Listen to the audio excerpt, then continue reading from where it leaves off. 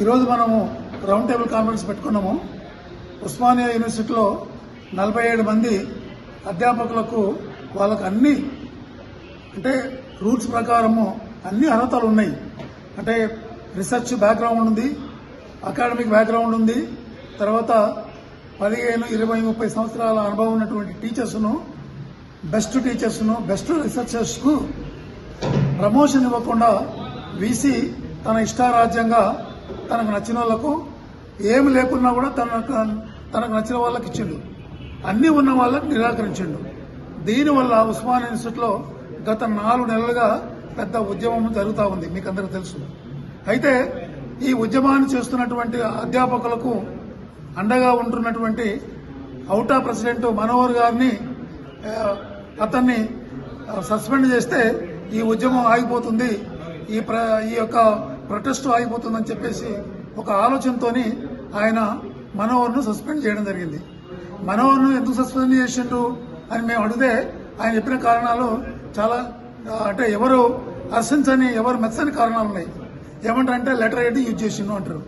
Letter head ఎందుకు use చేయండి అంటే అవుటా టైం అయిపోయింది, కానీ కొత్త బాడీ ఎన్నికయ్యేంత వరకు ఆ బాడీ ఎవరైతే అవుట్ గోయింగ్ ప్రెసిడెంట్ ఉంటాడో ఆయనే అవుట్ ప్రెసిడెంట్ అవుతాడు.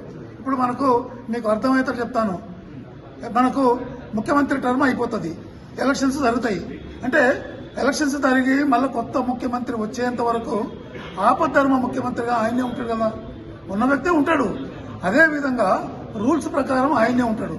మరి ఆ రూల్స్ తెలిసి కూడా మరి వీసీ గారు ఈయన లెటర్ హెడ్ యూజ్ చేసిండు కాబట్టి నేను సస్పెండ్ చేస్తున్నాను, అదొక కారణము. ఇక రెండవ కారణం ఏంటంటే ఇంటర్వ్యూ బోర్డులో ఆయన తెల్ల పేపర్ల పైన సంతకాలు తీసుకున్నాడు. ఏదైనా కూడా రాసిన తర్వాత సంతకాలు తీసుకొని కానీ వైట్ పేపర్ల సంతకాలు తీసుకొని మీరు వెళ్ళిపోయిన తర్వాత నేనే మార్కులు వేసుకుంటాను, నాకు నచ్చిన వాళ్ళ పేర్లు రాసుకుంటాను అంటే బాగుండదు కదా, దాన్ని కూడా ఆయన ప్రశ్నించాడు. కాబట్టి అప్పుడు అదొక కారణము. ఇక మూడో కారణం ఏంటంటే నీవు రోజు ధర్నా చేస్తున్నావు ఉపాధ్యాయులను వేసుకొని, కాబట్టి యూనివర్సిటీ పరువు అవుతుంది అంటున్నాడు. అసలు ధర్నా చేయడం అటువంటిది ఉపాధ్యాయులు చేస్తున్నారు. మేము కోరితే ఆయన మాకు అండగా వస్తున్నాడు.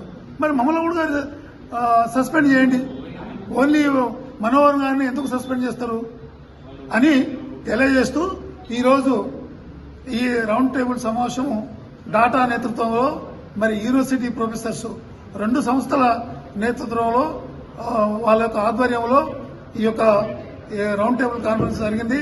ఈ రౌండ్ టేబుల్ కాన్ఫరెన్స్ కు సెంట్రల్ యూనివర్సిటీ నుంచి కేవై రత్న గారు, మన ఉస్మానియా యూనివర్సిటీ నుంచి చక్రధర్ రావు గారు, తర్వాత కె శ్రీనివాసులు గారు, ప్రభాకర్ గారు జేఎన్టీ నుంచి, డాటా ప్రెసిడెంట్ మహమ్మద్ మొయినుద్దీన్ గారు, తర్వాత కుల అసమానతల పోరాట సమితి జాతీయ అధ్యక్షులు బండారి లక్ష్మణ్ గారు, తర్వాత చాలా మంది రీసెర్చ్ స్కాలర్స్ ఈరోజు రావడం జరిగింది.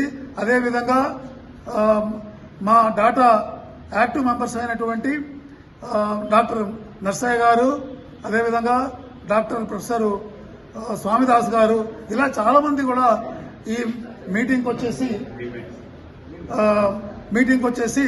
మాట్లాడడం జరిగింది. కాబట్టి ఏంటంటే ఉస్మానియా యూనివర్సిటీలో ఈ అప్రజాస్వామికంగా వ్యవహరిస్తున్నటువంటి వీసీ నియంత్రిత పోగడలు నశించాలి. 47 మందికి వెంటనే వాళ్లకు ప్రమోషన్ ఆర్డర్స్ ఇవ్వాలి. తర్వాత మనోహర్ పైన సస్పెన్షన్ ఎత్తివేయాలి. తర్వాత అదేవిధంగా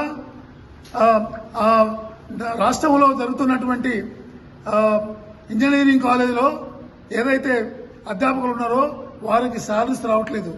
డాటా తరపు నుంచి మేము స్టేట్ గవర్నమెంట్ అడుగుతున్నాము, ఇవాళ ఉపాధ్యాయులకు జీతాలు లేకపోతే మరి వాళ్ళ ఇంట్లో అర్ధాకలతో ఉంటే విద్య ఏ విధంగా ఉంటుంది.